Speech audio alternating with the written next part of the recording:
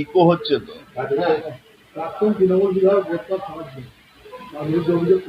তৃণমূলের বিধায়ক হিসাবে কম ওকে একটা তোলাবাজ, অত্যাচারী, গুন্ডা, মানুষের সম্পত্তি লুট করা, এর হিসাবে মানুষ ওকে বেশি জানতো। ও তো বাই ইলেকশনে সেই দিনই আপনি জানেন, যেদিন বাই ইলেকশনে জিতেছিল সেই দিনই জওয়াহরলাল থানার সামনে একজন বিজেপি কর্মীকে খুন হয়েছিল।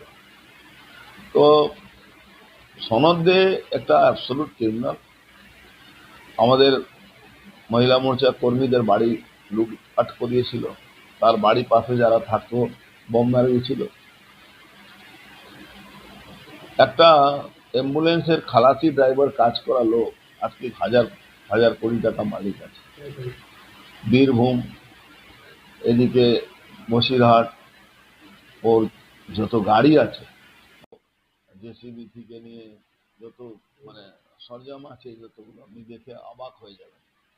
অত বড় মানে অভিষেক ব্যানার্জি যেরকম উইদাউট ইনভেস্টমেন্টে বিজনেস করতো, সেরকম ওরও উইদাউট ইনভেস্টমেন্টে বিজনেস ছিল। ওখানে বাস টার্মিনাস একটা হয়েছিল, সেই বাস টার্মিনাসের মধ্যেই ওর পাথরবালি ব্যবসা চলছে, নয়াডি থানা পাশ। তো এমন অবস্থা, আজকে মানুষ বিচারের জন্য অনেকদিন ধরে অপেক্ষায় ছিল। আজকে নয়াডি থানা তাকে গ্রেফতার করেছে, আমি তাদেরকে ধন্যবাদ জানাবো। আমাদের পশ্চিমবাংলা পুলিশ আজকে সঠিক পদক্ষেপ নিয়েছে, ধন্যবাদ জানাবো। শুধু চোর চোর বললেও বিজেপি কর্মীরা শান্তি পাবে না, আমি যতটুকু বুঝি। ওর সঠিক ওষুধ দেওয়া দরকার আছে। কোমরে দড়ি বেঁধে তো ঘুরবে, ওটা নিয়ে, কিন্তু যে অত্যাচার করেছে মানুষ কিন্তু ওকে ক্ষমা করবে না।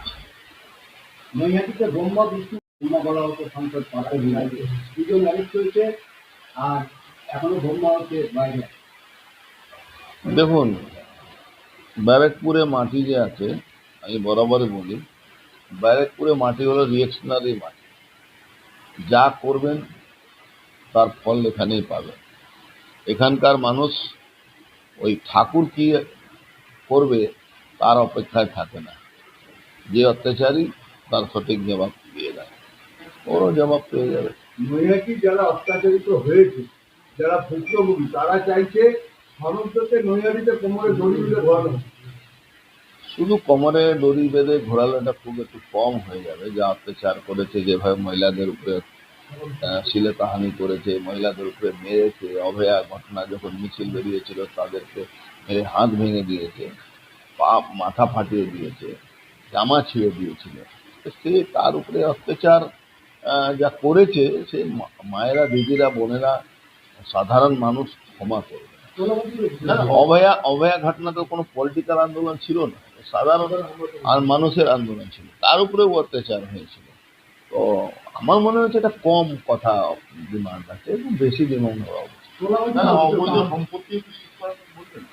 অবৈধ সম্পত্তি তো সিজ হবেই।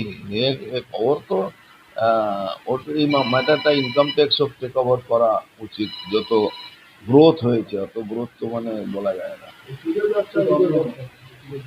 ওষুধের ব্যবসায় করতো না, চাল ওষুধের ব্যবসা করতো। ইএসআই যে ওষুধ আছে, যেখানে ডিপো থাকে, যেখান থেকে ওষুধ সাপ্লাই হয়, গোডাউন থাকে, ওখান থেকে ওই ইএসআই ডক্টরদের সঙ্গে কিছু অফিসারদের সঙ্গে হাত মিলিয়ে সেই ওষুধটা পাচার করে। বললাম তো, অনেক কিছু ওর সঙ্গে যুক্ত আছে।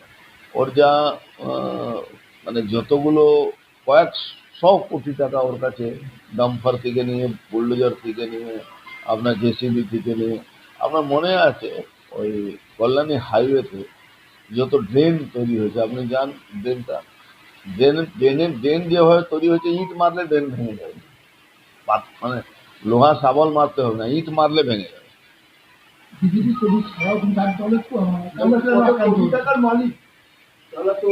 ওর বউ তো লেডি ডন আছে, তৃণমূলে এক কাউন্সিলর, সেটাও আমাদের কোনোতে যায় আসে না। অঞ্জন দাশগুপ্তার ভাই যে ফারার আসামি আছে পার্থ দাসগুপ্তা, তাকে তো ওর অফিসের মধ্যে ঢুকে চর থাপড় মেরেছে। কিন্তু এরা তো সব তোলাবাজ, এদের ওই সব ব্যাপার থাকে না, কে মারলো কে এ করলো, এটা তো নির্লজ্জ, ওই জন্য এরা কোনো রিয়াকশন করে না। একটা পাথর ব্যবসায়ী টুলু মণ্ডল, তার সঙ্গেও নাম জড়িয়ে যাচ্ছে সমস্ত। নাম জোড়াবার ব্যাপার নেই, পার্থ টুলুর সঙ্গে সনকের যোগাযোগ আছে, বীরভূমে অনেক কাজ করে, বীরভূমে ওর অনেক বড় শেড আছে, অনেক বড় ওখানে গাড়ি ফাড়ি রাখা ওখানে সনকের। টুলুর সাথে জড়িয়ে। টুলুর সাথে 100% আপনি জাল